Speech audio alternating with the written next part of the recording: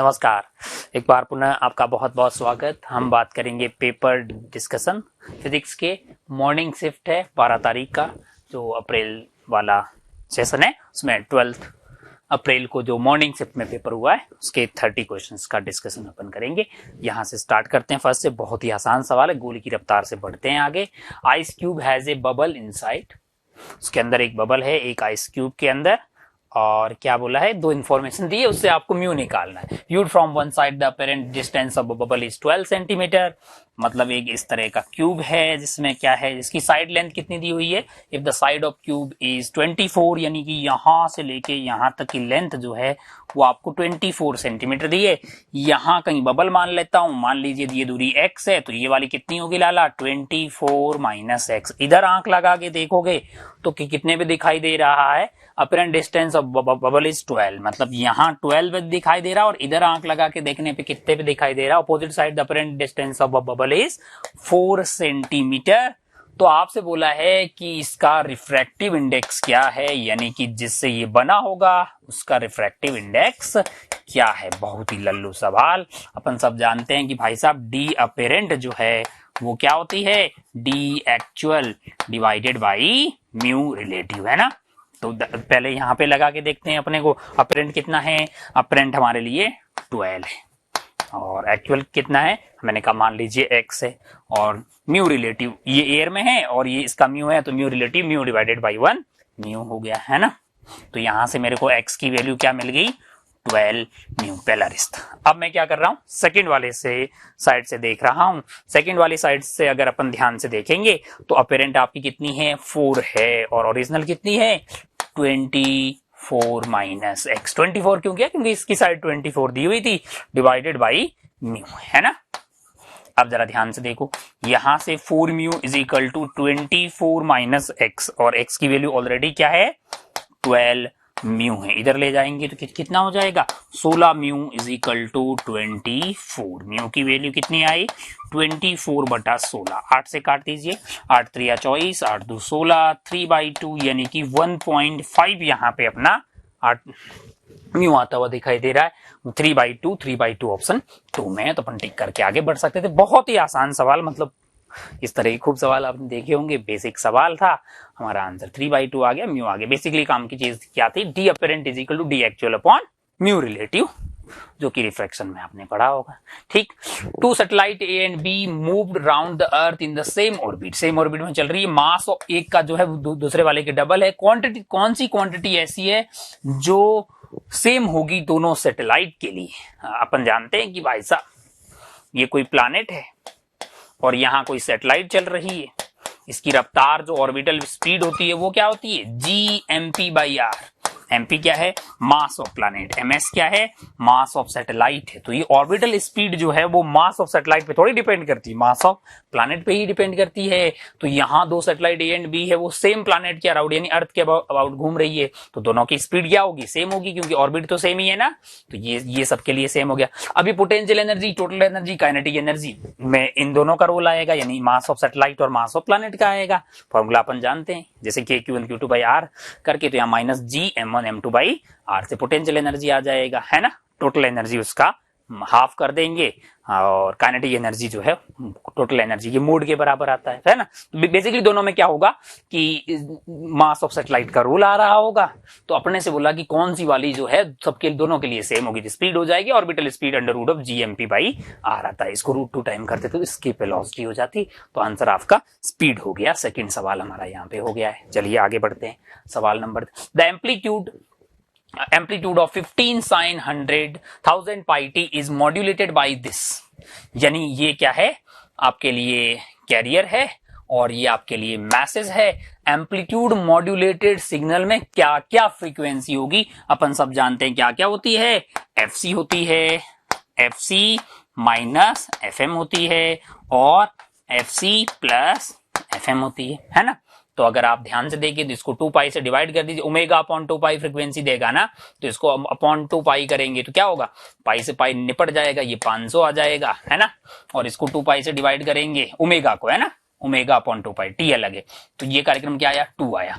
तो भाई साहब जरा ध्यान से देखें, 500 500 minus 2, 500 minus 2, 500 minus 2, 498 and 500 plus 2 यानी कि 502। ये फ्रीक्वेंसीज अवेलेबल होगी कौन से ऑप्शन में है? 1, 4, 5, 1, 4 और 5, है ना। ये फ्रीक्वेंसीज अवेलेबल होगी। तो आंसर हमारा 4 हो गया, आंसर 4 दिया गया।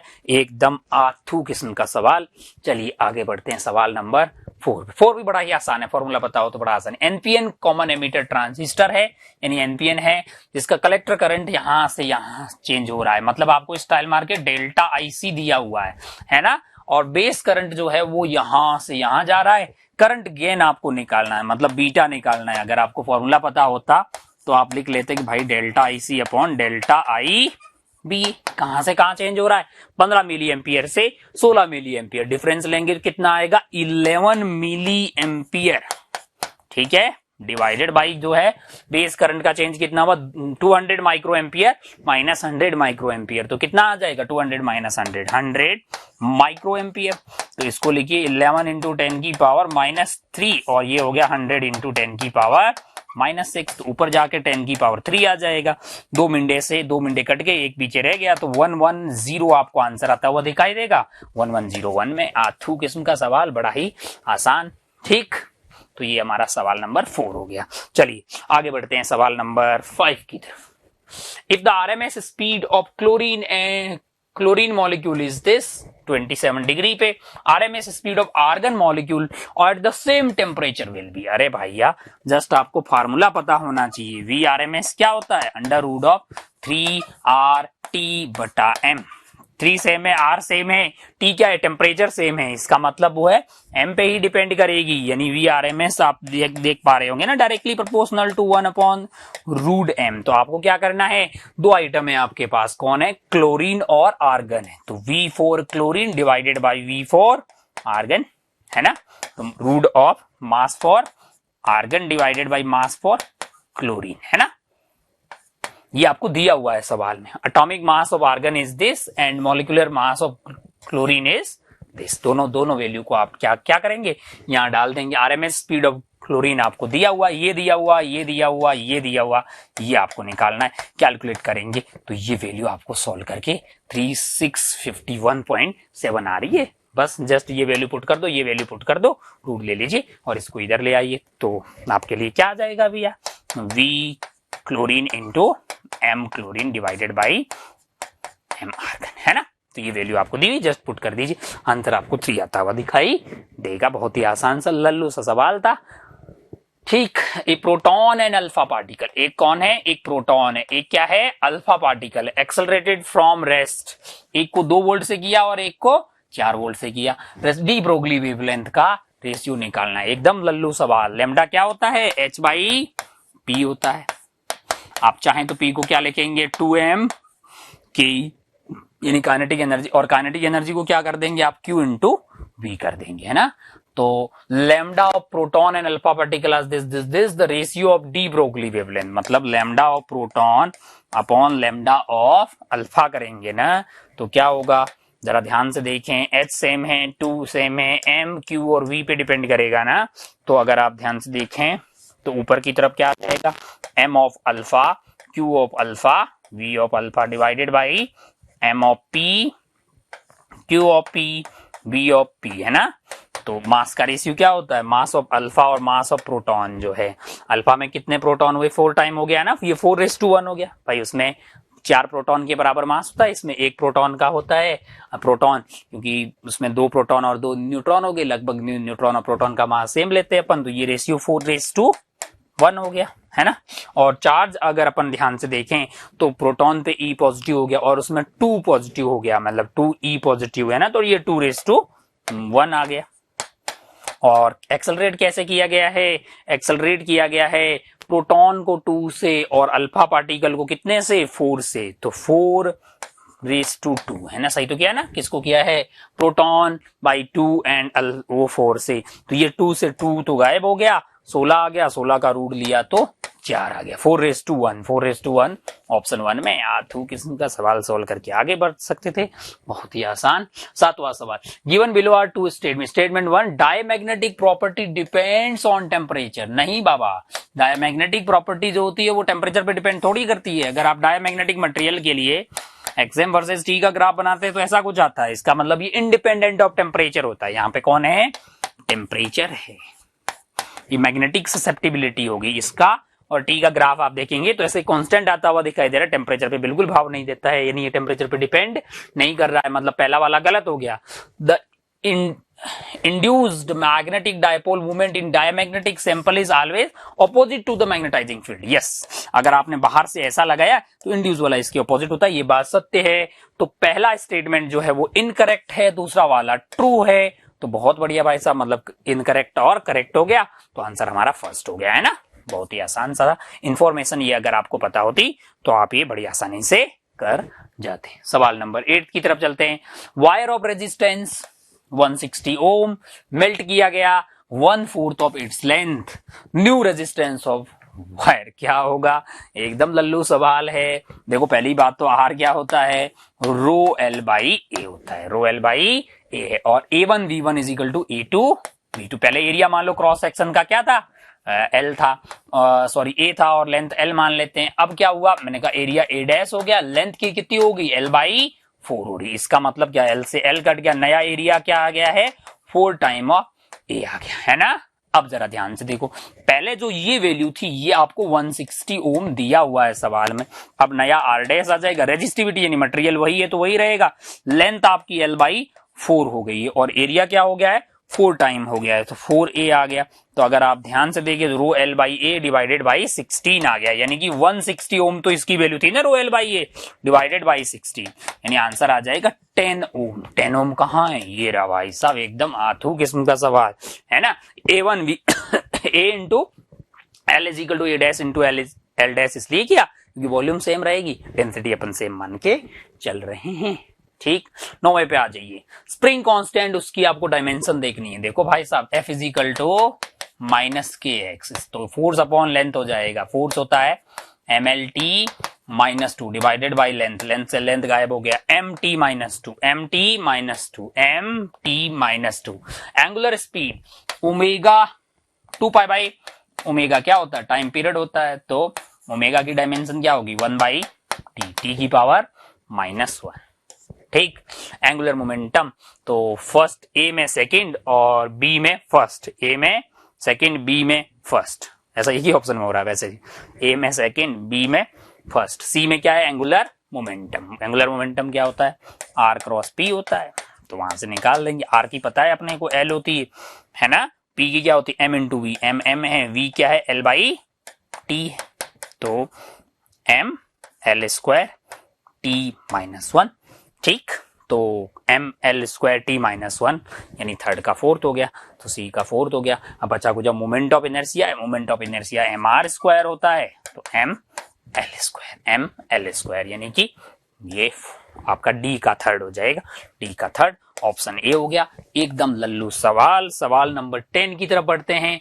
3 फोर्सेस एक्ट कर रहे हैं, एक 10 न्यूटन का है, एक 8 न्यूटन का है और एक 6 न्यूटन का है, किसी पार्टिकल पे जिसका खुद का मास कितना है, 5 किलो है। Force F2 and F3 are applied perpendicular so that particle remain at rest. ऐसा है भैया कि एक फोर्स ऐसे लग रहा है, ऐसे ऐसे मान रहे हैं, F2 एंड F3, मान लो इसका नाम F2 है, इसका नाम F3 है, इन दोनों का रिजल्टेंट किधर आया होगा, इसके जस्ट ऑपोजिट कौन लगा होगा, F1 लगा होगा, तभी ये कहां रहा होगा, इक्विलिब्रियम में रहा होगा। अब आप क्या कर रहे हैं, force F2 and F3 are applied perpendicular so that particle remain at rest, मतलब इक्विलिब्रियम में।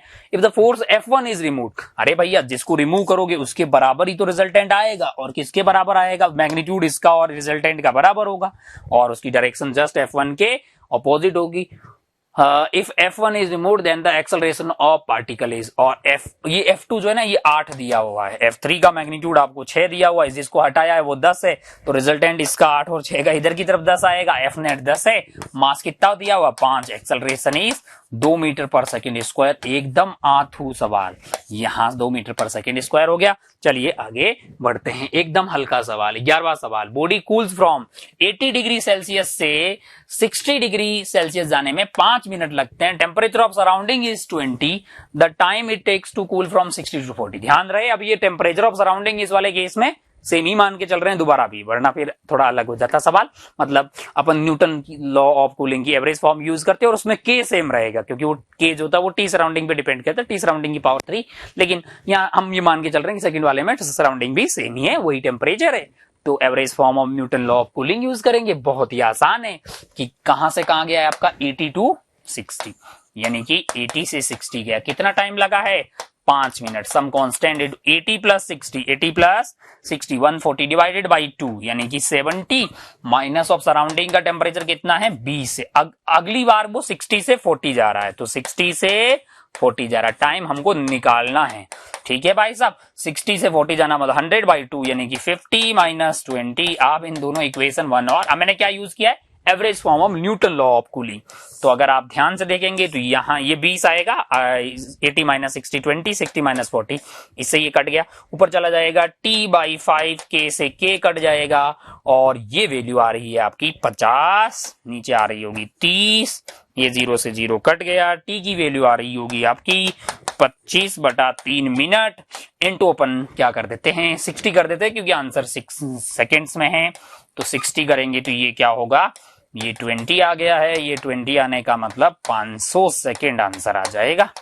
ठीक भैया, 500 सेकेंड कहीं दिखाई दे रहा, ये दिखाई दिया। एकदम हल्का सवाल करके अपन आगे बढ़ सकते थे। सवाल नंबर 11, सवाल नंबर 12 की तरफ चलते हैं। सवाल number 12, engine operating between the boiling point and freezing point of water will have efficiency. देखो भाई साहब, अगर कोई इंजन दो पर्टिकुलर टेम्परेचर के बीच में ऑपरेट कर रहा है, तब मैक्सिमम एफिशिएंसी तब होती है जब अपन कार्नोट इंजन मान लें। तो पहले कार्नोट इंजन मान के मैक्सिमम एफिशिएंसी निकाल लेते हैं। 1 माइनस T2/T1 है ना, T2/T1 इंटू 100 कर दूंगा, तो ये एफिशिएंसी मुझे किस में मिलेगी, परसेंटेज में मिल जाएगी।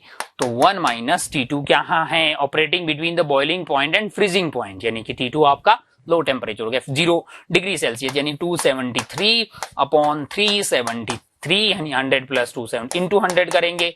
शायद ये वैल्यू सॉल्व करने पे 26.8 आ रही है ना। मैं एक बार कैलकुलेशन देख लेता हूँ, 26.8 ही आती है, 26.8 ही आती है ये वैल्यू सॉल्व करने पे। तो अब अगर अपन ध्यान से देखें तो मतलब जो एफिशिएंसी है ये परसेंटेज में आएगी।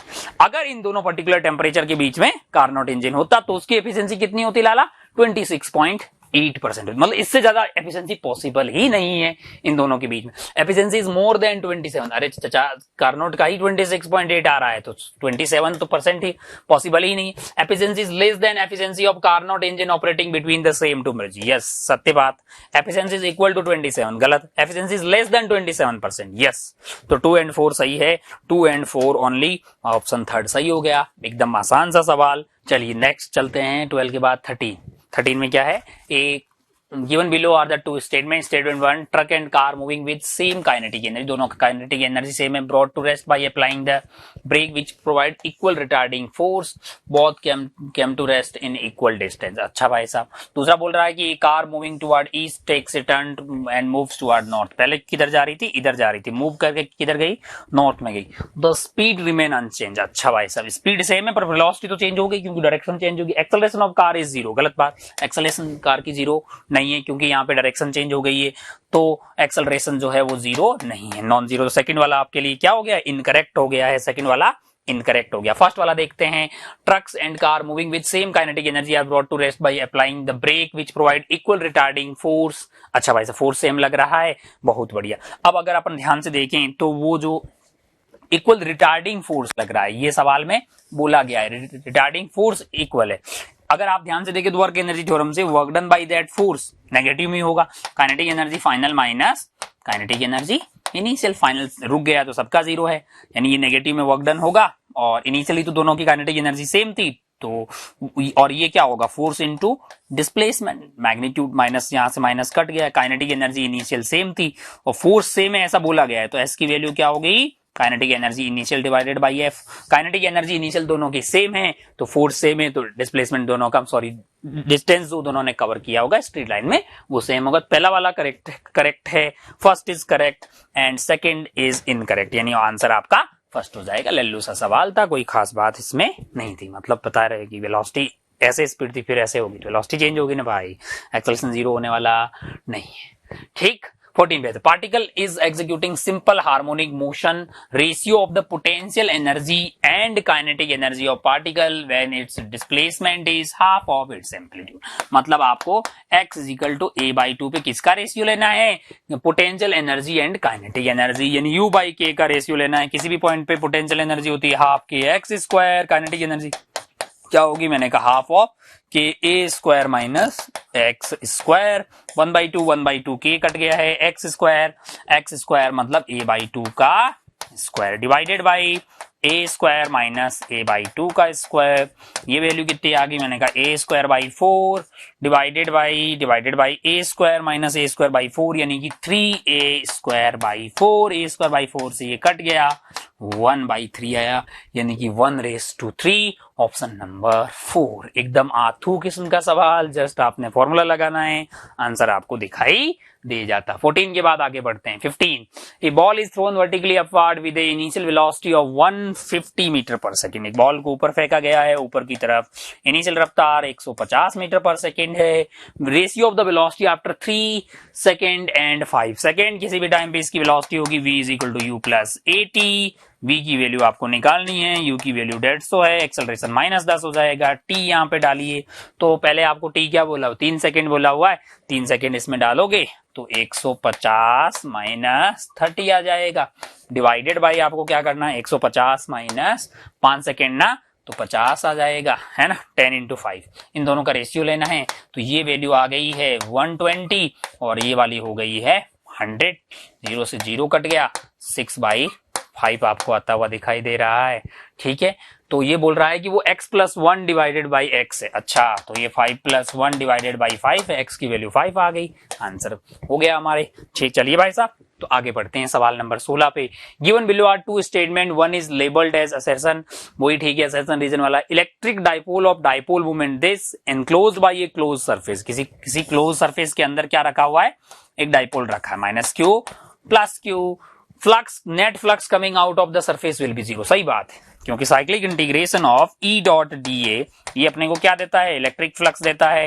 क्या होता है लाला, Q enclose divided by epsilon naught, minus Q और प्लस क्यू का रिजल्टेंट क्या आएगा, 0 आएगा। टोटल फ्लक्स क्या है, 0 दिया हुआ। सही बात है, पहला तो ट्रू हो गया भाई साहब। ठीक है, पहला ट्रू हो गया, अभी तो है ना सेकंड वाला देखते हैं। Electric dipole consist of 2 equal and opposite charges. बहुत बढ़िया, ये तो हमको ही पता है कि भाई माइनस क्यू और प्लस क्यू से जो आइटम बनता है दोनों को बहुत कम डिस्टेंस पे रख देते हैं, एट वेरी स्मॉल डिस्टेंस, तब जो सेटअप बनता है उसी को प्यार से क्या बोलते हैं, डाइपोल बोला जाता है। तो दोनों बातें सही है भाई, एक में माइनस क्यू प्लस क्यू तभी ना 0 हो गया है। तो बहुत statement A and R true, R is the correct explanation of B, first सही हो गया। बहुत ही हल्का सा सवाल, ठीक है, ये गॉस लॉ लगाया अपने, ई डॉट डी ए का cyclic integration, Q enclose divided by epsilon, Q enclose मतलब किसी सरफेस के अंदर का टोटल चार्ज, तो minus Q plus Q, net कितना आएगा 0, बात खत्म। तो चलिए 17वें पे, 2 statement, one is labelled as assertion, वही है, EM waves used for optical communication have longer wavelength, नहीं लाला, longer wavelength मतलब एनर्जी कम होती है, then that of the microwave employed in the radar technology. तो अगर आप ध्यान से देखें, रेडियो, माइक्रो, इंफ्रा, यूवी, तो इस डायरेक्शन में जाएंगे तो आपको क्या होगा, radio, micro, infra, visible, UV and so on. तो इस डायरेक्शन में जाएंगे तो आपको क्या होगा कि इधर की तरफ फ्रीक्वेंसी बढ़ती है, तो लैम्डा घटता है। दूसरा आपसे क्या बोला, इंफ्रारेड, तो पहला वाला मेरे को ठीक नहीं लग रहा है। सेकंड देखते हैं, infrared EM waves are more energetic than microwave, radio, micro और उसके बाद में इंफ्रारेड। यहाँ तो उधर की तरफ आप जाएंगे, आप जाएंगे तो फ्रीक्वेंसी बढ़ेगी तो एनर्जी कितनी होती है, HF होती, कितनी होती है, HF होती है, तो एनर्जी उस साइड में बढ़ेगी। ठीक है भाई साहब, तो infrared EM waves are more energetic than micro, yes सही बात है, जो कि माइक्रो यूज होती है कहां पे, रडार में, है ना। तो बहुत बढ़िया, सेकंड वाला आपका स्टेटमेंट सही हो गया, फर्स्ट वाला फॉल्स हो गया, आंसर आपका क्या हो जाएगा, फर्स्ट हो जाएगा, R is true, A is false, है ना। EM waves used in optical communication have longer wavelength, नहीं उनकी f ज्यादा होता है, f ज्यादा हुआ तो वेवलेंथ कम होगी, f is equal to v by lambda, अगर फ्रीक्वेंसी बढ़ रही है इसका मतलब क्या है, लैम्डा कम हो रहा है ना, और वो बोल रहा है लॉन्गर वेवलेंथ मतलब फ्रीक्वेंसी कम नहीं, फ्रीक्वेंसी ज्यादा होगी। ठीक भाई साहब, रडार में कौन सी यूज होती है, रडार में कौन सी होती है, वो लिखा हुआ है माइक्रोवेव से। ठीक भाई साहब, आगे बढ़े अपन, सवाल नंबर 17 हो गया है। सवाल number 18, 12.5 electron volt electron beam is used to bombard gases hydrogen at room temperature, number of the spectral lines emitted. तो ये जो है 12.5 से आप एनर्जी के गैप से देखिए कि भाई ये कहां तक पहुंचा पाएगा, यहां से यहां का 10.2 हो जाता है, ये 12.09 के आसपास, मतलब n is equal to 1 to n is equal to 3 तक पहुंचा लेगा, 4 तक पहुंचाना पॉसिबल नहीं है क्योंकि उसका गैप इससे ज्यादा हो जाएगा।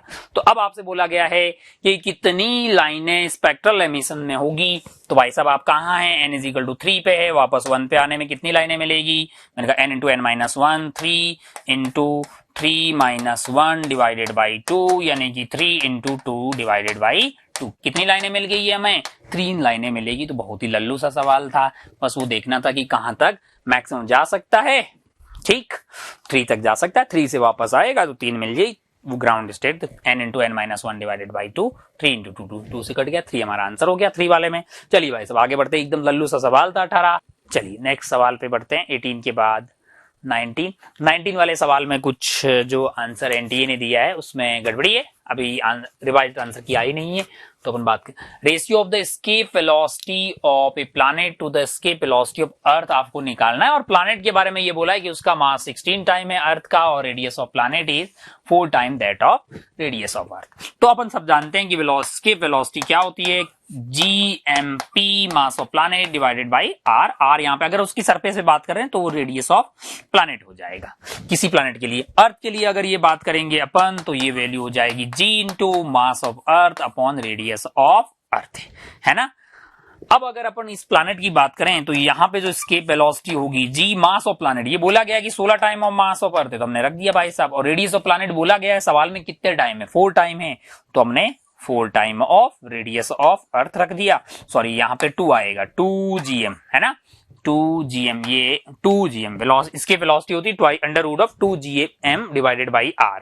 तो यहां से अगर अपन ध्यान से देखें अंडर रूट ऑफ 2gm, तो ये तो सेम ही है 2me डिवाइडेड बाई r, तो ये वैल्यू यहां से कट गई। ऑर्बिटल वेलोसिटी होती है हमारे लिए, ऑर्बिटल वेलोसिटी होती है gmp डिवाइडेड बाई r, इसका रूट 2 टाइम यानी कि 2gmp डिवाइडेड बाई r, ये हमारे लिए क्या हो जाती है, एस्केप वेलोसिटी हो जाती है। तो किस पॉइंट पे हमें लिखना है, हम बाय डिफॉल्ट ये मान के चल रहे हैं कि उसकी सरफेस पे ही है, तो यहाँ रेडियस ऑफ अर्थ डाल दिया, यानी अर्थ के सरफेस पे ये रेडियस ऑफ अर्थ, और किसी और प्लैनेट में होगा तो उसका रेडियस ऑफ प्लैनेट आ जाएगा। अब वो बोल रहा है कि ये 4 गुना है तो हमने यहाँ पे रख दिया, तो ये वैल्यू आ रही है twice of root of 2gme divided by re, तो भाई साहब अर्थ का एस्केप वेलोसिटी हो गया, उसका डबल आपको आंसर आता हुआ दिखाई दे रहा है, यानी 2⁻1। तो ये हमारा सही करेक्ट आंसर है। गलती से पहले वाली आंसर की में 4⁻1 दिया गया है एनटीए के द्वारा, जो कि ठीक नहीं है, करेक्ट आंसर इज 2⁻1 है। ठीक है, तो ये सवाल नंबर 19 हो गया, रिवर्स आंसर की में इसको ठीक कर दिया जाएगा एनटीए की तरफ से। चलिए भाई साहब सवाल नंबर 19 के बाद आगे बढ़ते हैं सवाल नंबर 20 की तरफ। सवाल नंबर 20 क्या है, given below are the 2 statement when the frequency of AC source in the series LCR circuit है इंक्रीज होगी, तब बोल रहा है कि current first increases attain maximum value. देखो आप जेड वर्सेस एफ का ग्राफ देखोगे तो रेजोनेंस फ्रीक्वेंसी पे जेड की वैल्यू मिनिमम आती है, और यहीं अगर करंट का ग्राफ देखोगे तो इस वाले टाइम पे करंट आपको मैक्सिमम दिखाई देता है, जब फ्रीक्वेंसी क्या हो, रेजोनेंट फ्रीक्वेंसी, आई आपको मैक्स मिलेगा। तो बोल रहा है when the frequency of AC source in series LCR the current in the circuit increases attain maximum value and then increases current and then decreases. तो स्टेटमेंट 1 तो ट्रू हो गया भाई साहब। In the series LCR circuit the value of power factor at resonance is 1। हाँ, power factor क्या होता है, R बाई जेड होता है, प्योरली रेजिस्टिव हो जाता है रेजोनेंस पे, तो R बाई R हो जाएगा, तो उसकी वैल्यू 1 आती है पावर फैक्टर की। तो ये बात भी सही है, both statement 1 and statement 2 are true है ना। ये मैंने जो ग्राफ बनाया ये जेड वर्सेस फ्रीक्वेंसी का ग्राफ है, यानी कि जेड की वैल्यू मिनिमम आपके लिए आर आ जाती है, तब जब फ्रीक्वेंसी रेजोनेंट फ्रीक्वेंसी हो जाती है उस पर करंट मैक्सिमम आता है। तो बोल रहा है कि when the frequency of AC source increases, धीरे धीरे इंक्रीज कर रहे हैं तो करंट बढ़ रहा है, मैक्सिमम के बाद में वो घटता हुआ दिखाई दे रहा है। First increases attain maximum value then decreases, यानी कि 20 वाला हमारे लिए 20 वाला सवाल यहाँ पे खत्म हो गया। दोनों ही स्टेटमेंट ट्रू है। ठीक भाई साहब, 21 पे चलते हैं। For a certain organ pipe first 3 resonant frequency are in ratio 1:3:5। इससे क्या साबित हो गया कि भाई साहब इसमें ऑड हार्मोनिक आ रहे हैं। 1:3:5 आने का मतलब ऑड हार्मोनिक है, मतलब ये वैसा वाला नहीं है। कैसा वाला है? ऐसा वाला है ना, क्लोज्ड ऑर्गन पाइप है, क्योंकि इसमें इवन हार्मोनिक भी आते हैं। ये क्लोज ऑर्गन पाइप है और इसमें क्या होता है, मैंने कहा n इंटू V/4 है ना, n की वैल्यू 1357 आती है। तो फिफ्थ हार्मोनिक है, मतलब 5 इंटू V/4L की वैल्यू आपको सवाल में क्या दी हुई है? 405 दी हुई है। आपसे बोला गया कि लेंथ ऑफ ऑर्गन पाइप। बोलिए, हम यहाँ पे कोई भी एंड करेक्शन मान के नहीं चल रहे हैं, क्योंकि उसकी कोई इंफॉर्मेशन ना दी गई है, ना सवाल में, ना रेडियस टू ऑप्टिव दिया, कुछ भी दिया है। तो ये वैल्यू आपको कितनी दी हुई है? 405 दी हुई है। और V जो है वो आपको 320 मीटर पर सेकंड दिया हुआ है। तो अब आपके लिए L की वैल्यू क्या होगी? L की वैल्यू हो जाएगी यहां से 5 इंटू V की वैल्यू है 324 डिवाइडेड बाई 4, है ना। इतना आपसे आपका आंसर आ जाएगा। तो इसको अगर आप काटेंगे तो 81 हो गया ना। हाँ, 832 और 4 5 से मल्टीप्लाई करेंगे तो 5 आ गया, 8 5 40, 400, हाँ 4 से ये कट गया तो हमारे लिए वैल्यू कितनी आ रही है? 405 है ये वाली value. 5V is equal to 4L। 4L हमारे लिए L निकालना है, तो 405 से 40, एक मिनट कैलकुलेशन एक बार दोबारा कर लेते हैं यहाँ पे। 5V divided by 4L is equal to 405। तो 5 इंटू V की वैल्यू है हमारे लिए 3, V की वैल्यू कितनी दी हुई है हमें? 324 डिवाइडेड बाई 4 इंटू L भी तो है भाई साहब 405 है ना।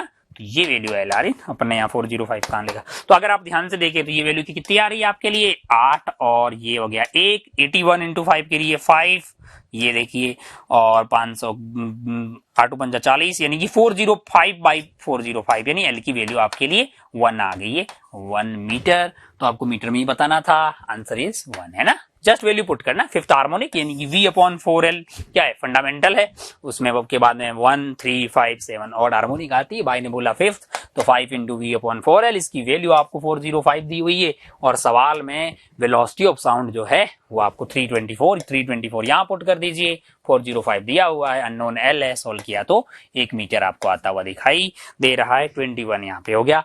चलिए नेक्स्ट चलते हैं सवाल नंबर 22 पे। ओके, रोलिंग स्फेरिकल सेल है ना। तो पहले मोमेंट ऑफ इनर्शिया सही से लिख दीजिए। स्फेरिकल सेल है, मोमेंट ऑफ इनर्शिया होगा 2/3 mr²।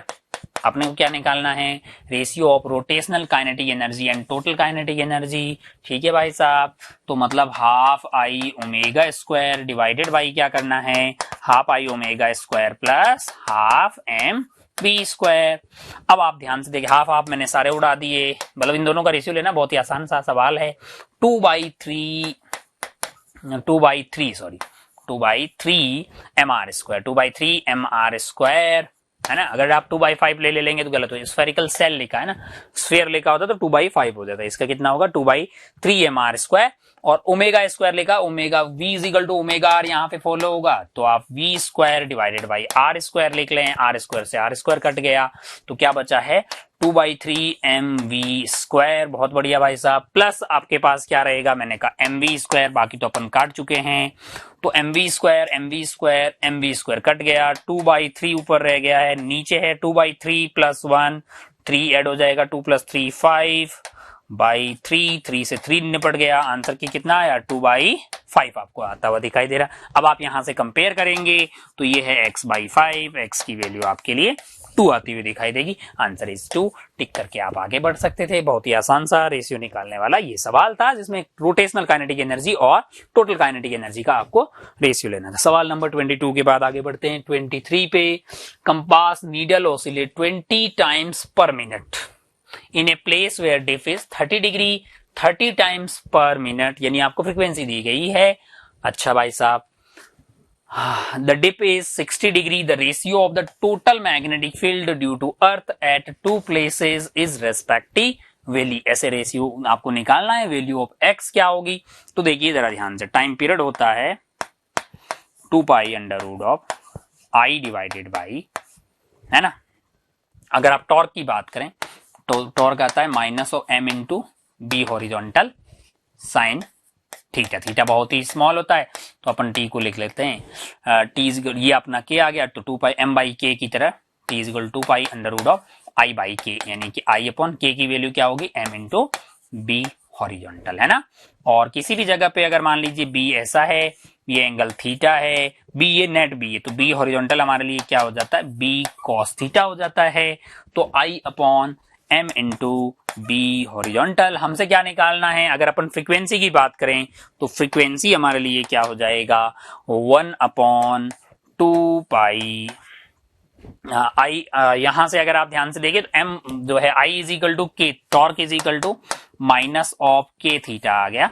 अगर आप इसको i अल्फा लिखेंगे तो minus of K theta, alpha की वैल्यू हो गई है आपके लिए k divided by I theta. यह आइटम क्या हो जाएगा? ओमेगा स्क्वायर, यानी ओमेगा की वैल्यू क्या हो गई आपके लिए? k बाई आई हो गई। तो अगर आप टाइम पीरियड की बात करेंगे तो 2 पाई बाई ओमेगा, यानी कि ये ओमेगा स्क्वायर रूट लेंगे तो ये k बाई आई आ गया। टाइम पीरियड की बात करेंगे तो 2 पाई बाई ओमेगा, यानी कि ओमेगा में k नीचे रहेगा, i ऊपर चला जाएगा, यानी i बाई k, यानी कि i बाई k, और k हमारे लिए क्या बन गया है? k हमारे लिए m इंटू बी एच है, यानी कि m इंटू बी एच, तो यहां से 2 pi i upon m into B H. I same है, मोमेंट ऑफ इनर्शिया सेम है, m सेम है, मतलब उसका मैग्नेटिक मोमेंट सेम है। बी हॉरिजॉन्टल हमारे लिए क्या हो जाएगा? ये था टाइम पीरियड, इसको उल्टा कर देंगे तो ऊपर की तरफ कौन चला गया? m into B horizontal divided by I हो जाएगा। तो अगर आप ध्यान से देखें तो आपकी फ्रीक्वेंसी जो है that is directly proportional to B horizontal आती हुई दिखाई देगी, बी हॉरिजॉन्टल, है ना। अब ratio of the total magnetic field due to earth at two places. अच्छा, तो अगर आप ध्यान से देखें तो ये वैल्यू क्या हो जाएगी? मैंने कहा ये तो बी कॉस थीटा है। क्या है? B cos theta. B horizontal पे डिपेंड कर रहा है। Compass needle oscillate 20 times per minute at a place where dip is 30 degree and 30 times per a minute when the dip is 60 degree. यानी कि पहले वाले केस में आपके लिए कितना है? 20 टाइम्स है ना पर मिनट, यानी 20 रेशियो ही तो लेना है अपने को, और फिर कितनी हो रही? 30 वेयर द डिप इज 60, यानी कि ये 30 हो जाएगी। और जो है आपको ratio of the magnetic field लिखना है तो B1 और cos थीटा 1 की कितना हो जाएगा? 30 डिग्री है, cos 30 डिग्री यानी कि √3/2, और B2 की अगर बात करेंगे तो यहाँ पे 1/2 आ जाएगा, है ना। तो ये वैल्यू कट जाएगी, ये √3 रहेगा।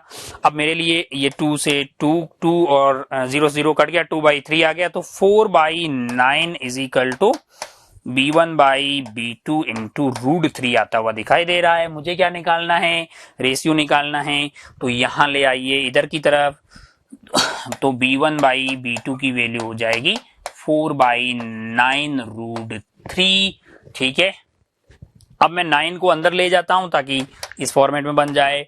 9 अंदर लेके जाऊंगा तो 81 हो जाएगा, 81 इंटू 3 आएगा, 4 डिवाइडेड बाई 3 से मल्टीप्लाई कर दिया, 3 आ गया, 8 3 24, तो ऐसा कुछ आ रहा है। 4 डिवाइडेड बाई 243, तो अपने क्या निकालना है? यही तो निकालना है, 4 डिवाइडेड बाई √x ना। तो ये x की वैल्यू क्या हो गई हमारे लिए? 243 हो गई, है ना। तो बेसिकली आपको क्या पता होना चाहिए? Torque is equal to minus of MBH sine theta. Theta बहुत स्मॉल है तो इसको k लिख दिया, और टॉर्क को अपन आई अल्फा लिख लेते हैं, यहां से ओमेगा मिल जाता है। और बेसिकली जो बी हॉरिजॉन्टल है वो हमारे लिए बी कॉस थीटा हो गया, क्योंकि ये बी नेट है, ये डिप एंगल है, ये बी कॉस थीटा, ये B sine theta. B sine theta वाले को अपन बी वर्टिकल और इसको अपन B horizontal, B cos theta and B sine theta बता के बदलते हैं। हमारा सवाल यहाँ पे हो गया। चलिए अपन आगे बढ़ते हैं सवाल नंबर 24 की तरफ। Conducting circular loop is placed in a uniform magnetic field. अच्छा, बी की वैल्यू कितना दिया हुआ है सवाल में? 0.4 t दिया हुआ है with its plane perpendicular to field. Somehow the radius of the loop starts expanding at the, मतलब dr/dt आपको क्या दिया हुआ? बढ़ रहा है 1 mm पर सेकेंड। ये ध्यान से देखें आप, जरा ध्यान, यानी 1 × 10⁻³ -3 मीटर पर सेकेंड, ठीक। And magnitude of the induce EMF in the loop at the instant when the radius of loop is 2 centimetre. Radius of loop किसी भी पॉइंट पे क्या बोला गया है, 2 सेंटीमीटर, यानी कि 2 × 10⁻² मीटर बोला गया है। अब इन माइक्रोवोल्ट के अंदर कितना वहां पे ईएमएफ इंड्यूस होगा, तो अपन जानते हैं कि फ्लक्स लिखेंगे, अपन फ्लक्स लिखेंगे तो B × A लिख देंगे, इसको डिफरेंशिएट करेंगे पहले, है ना। तो अगर आप ध्यान से देखिए तो B × πr² हो जाएगा। तो E का मैग्नीट्यूड जो है, E वैसे होता है -dφ/dt है, पर अगर अपन मैग्नीट्यूड की बात करें तो dφ/dt लिख लेते हैं। B × π × 2r dr/dt है। वैल्यू पुट कर दीजिए। B की वैल्यू सवाल में कितना दिया हुआ, 0.4 दिया हुआ। पाई की वैल्यू, पाई तो पाई है भाई साहब, ठीक। और R का वैल्यू जो है आपको सवाल में दिया हुआ है 2 × R का सवाल में कितना दिया हुआ है, 2 × 10⁻²। और dr/dt जो है वो सवाल में कितना दिया हुआ है, 1 × 10⁻³ है ना। Conducting circular loop in the form of uniform this when the perpendicular this magnitude of induced EMF loop at the instant when the EMF loop is 2 centimetre. तो अगर आप ध्यान से देखें तो यहाँ पे वैल्यू क्या हो जाएगी आपके लिए, ये माइक्रो वोल्ट में आपको बताना है। माइक्रो वोल्ट में यानी कि ध्यान से देखें तो 10⁻⁻5 तो यहाँ से हो गया 10 की पावर, इसको अपन लिख सकते हैं, क्या लिख सकते हैं, 4 × 10⁻⁻1। तो ये आ जाएगा अपना कितना, 4 × 4 × पाई × 10⁻⁻6 है ना। तो ये 16 × 3.14 × 10⁻⁻6 है। क्या वैल्यू ऐसे ही कुछ बन रही है, ऐसी तो एग्जैक्ट इंटीजर यहाँ पे बनता हुआ नहीं दिखाई देगा आपको। 24 × 16 × म्यू पाई है, इसकी वैल्यू एग्जैक्ट अगर अपन मल्टीप्लाई करके देखेंगे तो ये वैल्यू 50.24 माइक्रो वोल्ट आ रही है ना। 16 × 3.14 करेंगे तो 50.24 आ रही है। अपने को नियरेस्ट इंटीजर में बताना था, तो 50 अपने magnitude of induced EMF loop at the instant when the radius of this centimetre will be, ये 50.24 आ रहा है। नियरेस्ट इंटीजर की फॉर्म में बात करेंगे तो यहाँ अपन 50 बोल सकते हैं। वैसे सॉल्व करने पे ये वैल्यू मल्टीप्लाई करने पे जो है 3.14, इसको रख के आप 16 से मल्टीप्लाई कर दें तो वैल्यू आपके लिए 50.24 सॉल्व करने पे आ रही होगी। तो नजदीकी इंटीजर जो है ऑलमोस्ट आपका लिए 50 हो गया है। चलिए भाई साहब नेक्स्ट सवाल पे चलते हैं। सवाल में कोई खास दम नहीं था। ओके चलिए 24 के बाद आगे बढ़ते हैं सवाल नंबर 25 पे। सवाल बोल रहा है to maintain a speed of 80 km/h a bus of mass 500 kg is की बस है और प्लेन रफ रोड पे चल रही है, 4 किलोमीटर चल रही है। वर्क डन बाय इंजन कितना होगा भाई साहब, और कांस्टेंट स्पीड से चल रही है भाई साहब। तो चेंज इन काइनेटिक एनर्जी 0 है। Work done by friction plus work done by engine is equal to change in kinetic energy, जो कि 0 हो जाएगा। कोफिशिएंट ऑफ फ्रिक्शन आपको बोला गया है। तो वर्क डन बाय फ्रिक्शन जो होगा, मतलब वर्क डन बाय जो इंजन होगा, that is negative of work done by friction, है ना। वर्क डन बाय फ्रिक्शन खुद ही नेगेटिव है। कितना होगा, मैंने कहा minus of mu M G into D, तो माइनस माइनस यहाँ पे प्लस हो जाएगा, म्यू एम जी डी। यही वैल्यू निकालनी है बेसिकली अपने को। तो म्यू आपको सवाल में दिया हुआ है कि कितना दिया हुआ, 0.04, और एम जो है वो आपको 500 दिया गया है। और जी की अगर अपन बात करें तो अगर परफेक्टली सही लिखते हैं तो 9.8 ले लेते हैं। और डिस्टेंस जो है हमारे लिए कितना दिया गया है, 4 किलोमीटर दिया हुआ है। तो 4 × 10⁻³ आप इन सबको मल्टीप्लाई करेंगे तो ये वैल्यू सॉल्व करके 0.04 × 500 × 9.8 × 4 × 10⁻³ को सॉल्व करेंगे तो ये 784 × 10⁻³ आ रहा है। अपने को तो किसमें निकालना है, किलो जूल में ही निकालना है। तो 784 जो है हमारा यहाँ पे आंसर हो जाएगा। अगर आप जी की वैल्यू 10 डालेंगे थोड़ा अलग आ जाएगा। परफेक्ट सही के लिए अपन जी की वैल्यू 9.8 डाल दे रहे हैं तो हमारा आंसर हो गया 784, है ना। चलिए आगे बढ़ते हैं। सवाल नंबर 25 के बाद सवाल नंबर 26 पे। Common example of alpha D के ये दिया हुआ है, यू का मास दिया है, ये दिया है, ये दिया है, 1 यू की वैल्यू दी हुई है। Energy release during the alpha D के, बेसिकली आपको डेल्टा एम निकालना है।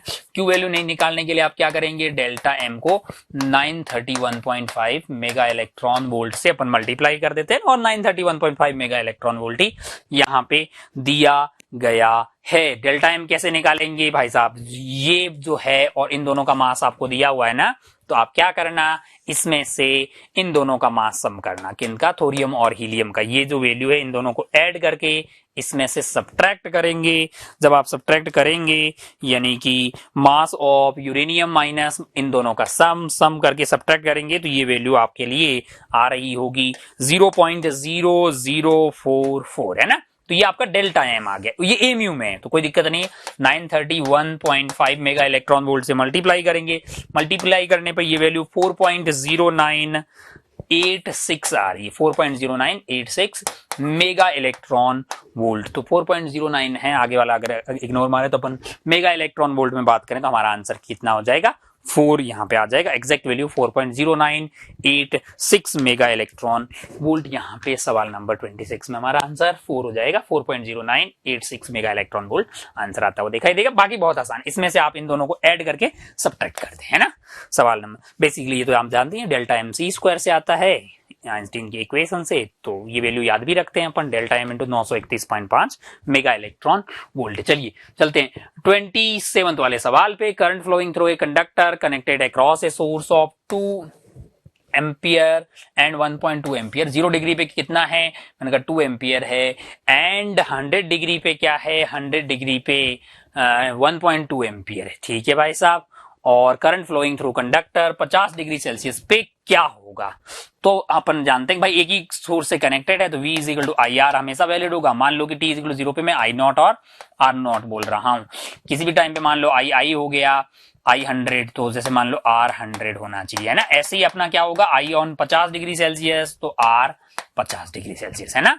तो पहले तो अपन यहाँ पे देख लेते हैं कि आई नॉट जो है 0 डिग्री सेल्सियस पे क्या था, मैंने कहा आई नॉट कितना एम्पियर है, 2, आर नॉट मान लेते हैं 1.2 एम्पियर हो गया है 100 पे। और रेजिस्टेंस क्या होगा, मैंने कहा R naught 1 plus alpha delta T. Temperature में कितना चेंज हो गया, 100 का हो गया। तो यहां से अगर आप ध्यान से देखें तो आर नॉट से आर नॉट निपट गया है, 2 divided by 1.2 is equal to 1 plus 100 alpha आ जाएगा।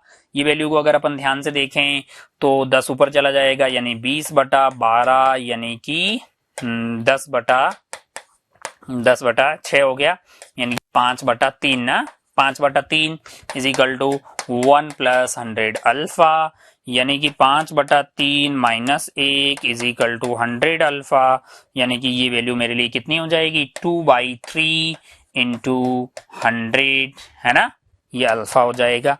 तो यहां से ये कट गया 50, मेरे पास अल्फा की वैल्यू आ रही है यहां से, ये 50 हो गया है, 50 इंटू 3 यानी कि 150 आ रहा है। देख लेते हैं कैलकुलेशन ठीक करी कि नहीं करी, आगे वाली अगर अपन कैलकुलेशन अगर आप अल्फा सही से पुट करेंगे तो नेक्स्ट टाइम में आपको वही अल्फा को यूज कर देना है। तो सॉल्व करने पे अल्फा की वैल्यू यानी कि ये हमारे लिए अल्फा की वैल्यू 1/50 आ रही, सही है कैलकुलेशन करी, इसमें कुछ खास बड़ी कैलकुलेशन है भी नहीं। Current flowing through the conductor at 50 degree Celsius, जैसे अगर आप ध्यान से देखें तो यहाँ पे आपके लिए जो 50 अल्फा है, 50 अल्फा है, इसकी वैल्यू क्या आ गई, 1/3 आपको आती हुई दिखाई दे रही होगी। इसका यूज करेंगे अपन, अल्फा यहाँ पे मिल गया। अब current flowing through the conductor है 50 डिग्री सेल्सियस, यानी ये आपको जरूरत है, तो आप इन दोनों के बीच में लगा लीजिए। क्या चीज, मैंने कहा आई नॉट आपको कितना दिया हुआ है, 2 एम्पियर दिया हुआ है, आर नॉट है, और आई आपको 50 पे निकालना है, और ये आ जाएगा R naught 1 plus alpha delta t. Alpha delta t, alpha की value alpha, 50 minus 0 delta t हो गया 50, यानी 50 अल्फा की वैल्यू अपने को 1/3 पहले ही पता है, तो आर नॉट से आर नॉट कट गया, 2 is equal to I at 50, और ये वैल्यू आ गई हमारे लिए 1/3, तो 1 प्लस 1/3 यानी कि ये हो गई है 4/3 of I at 50। I at 50 की वैल्यू हो गई है 2 इंटू 3/4 हो गया ना, ये कट गया है, तो ये 1.5 आता हुआ दिखाई दे रहा है। तो आपसे बोला गया कि मिली एम्पियर में बताइए, तो अगर आप इसको ध्यान से देखें तो ये हमारे लिए 3/2 यानी कि 1.2 आपको आता हुआ दिखाई दे जाएगा, ये एम्पियर में है ना। तो इसको अगर आप 10 की पावर 2 में लिखेंगे तो 1 पॉइंट, इसको आप क्या लिख सकते हैं, 15 डिवाइडेड बाई 10 कर दीजिए, है ना। तो आपके लिए जो बन जाएगा ये 15 इंटू 10 की पावर -1। कैलकुलेशन आप चेक कर लीजिए एक बार, ठीक किया गया है कैलकुलेशन में। तो सॉल्व करने पे भी 1.5 एम्पियर आ रहा है, बिल्कुल आ रहा है। इसको अपन 15 इंटू 10 की पावर -2 के फॉर्मेट में लिख देंगे तो हमारा आंसर 15 आ जाएगा। इसमें कोई दिक्कत वाली बात नहीं है ना, जो कि 15 बेसिकली आई हमारा क्या आ रहा है 1.5 एम्पियर आ रहा है, और अपन उसको मिली एम्पियर की फॉर्म में लिखेंगे तो 10 की पावर -3 हो जाएगा मिली का मतलब, तो 10 की पावर -3 का मतलब हो गया कि भाई ये कट गया 1/10 के फॉर्मेट में आया, 1/10 यानी कि 15/10, 15/10 यानी आपके लिए ये वैल्यू जो है यहाँ पे ये 10 स्क्वायर इंटू मिली एम्पियर लिखा है, यानी 10 की पावर -3 यानी कि ये 1/10 ही लिखा हुआ है, यानी कि आप 1.5 को क्या लिखेंगे 1.5 को आप चाहें तो 15/10 लिख सकते हैं ना। 15/10 लिखने का मतलब हमारे लिए जो आंसर है यहाँ पे वो आपके लिए 15 आ गया, 15 आ गया। तो यही तो हमसे पूछा है, मतलब स्क्वायर मिली एम्पियर की फॉर्म में, यानी स्क्वायर इंटू 10 की पावर -3 यानी कि 10 की पावर -1 यानी कि 1.5 को आप 15 इंटू 10 की पावर -1 लिख सकते हैं। हमारा आंसर 15 हो गया। सवाल में कोई खास दम नहीं है, बेसिकली आपको ये पता होना चाहिए कि टेम्परेचर के साथ रेजिस्टेंस कैसे वेरी करता। आइए बढ़ते हैं अगले सवाल पे 28 पे। Two convex lens of focal length 20 centimetre each are placed coaxially with a separation of, अच्छा यहाँ पे एक कॉन्वेक्स लेंस है और एक कॉन्वेक्स लेंस यहां रखा गया है, दोनों के बीच की सेपरेशन कितनी है, मैंने कहा 60 सेंटीमीटर है। The image of the distance object from the combination is कितना सेंटीमीटर फ्रॉम द लेंस 1। अच्छा भाई साहब, मतलब इन्फिनिटी से रेज आ रही है, फोकल लेंथ की कितना है 20, तो यहाँ पे 20 पे गई, ये दूरी 20 हो गई। अच्छा ये 20 तो ये 40। अब अगर सेंटर से इसकी भी तो फोकल लेंथ 20 है ना, तो इसके लिए सेंटर से आ रहा है तो इमेज दोबारा कहां बनेगी, इसकी सेंटर पे ही बन जाएगी, यानी यहां से कितनी दूरी पे 40 पे ही बनेगी, है ना। सी पे रखा तो सी पे बनी, तो पहले वाले से कितनी दूरी पे 60, तो ये है प्लस 40 यानी कि 100 क्या है सारा सेंटीमीटर में ना 100 सेंटीमीटर हमारा आंसर हो जाएगा। 100 बहुत ही लल्लू भाई कॉम्बिनेशन में है ना। फाइनल इमेज इस वाले लेंस से कितनी दूरी पे बनी, पहली इमेज बनी यहाँ पे जो सेकंड वाले के लिए ऑब्जेक्ट के लिए, ये सेकंड इमेज यहाँ से 40, ये दोनों के बीच का 60, यहाँ से टोटल डिस्टेंस होगी 100 सेंटीमीटर। ठीक भाई साहब, ये हो गया सवाल नंबर 28। 29 की तरफ चलते हैं। Glycerine of density this is flowing through a conical section of pipe. The area of cross section of pipe at end is 10 centimeter square and 5 centimeter square. ऐसा है कुछ, ये A1 मान लीजिए और इसको क्या मान लीजिए आप A2 मान लीजिए, यहाँ की रफ्तार मान लीजिए V1 है, यहाँ की V2 है। A1 आपको दिया हुआ है, A2 आपको दिया हुआ है। Pressure drop across its length is, यानी कि इन दोनों पॉइंट के बीच में आपको डेल्टा पी भी दिया हुआ है, ये रहा भाई साहब। The rate of flow of glycerine through the pipe is, यानी कि अगर आप या तो A1 निकाल दो, A1 V1 है ना, Q की वैल्यू क्या होगी A1 V1 या फिर A2 V2 का मल्टीप्लीकेशन निकाल दो, तो वो आ रही है x इंटू 10 की पावर -5। आपको x की वैल्यू निकालनी है।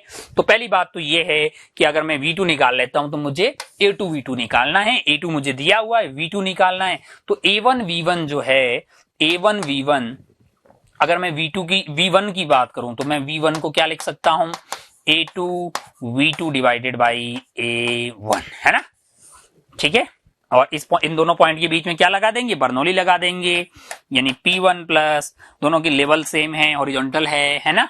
तो हम ये मान के चल रहे हैं कि हॉरिजॉन्टल है तो रो GH वाली टर्म दोनों जगह सेम आएगी।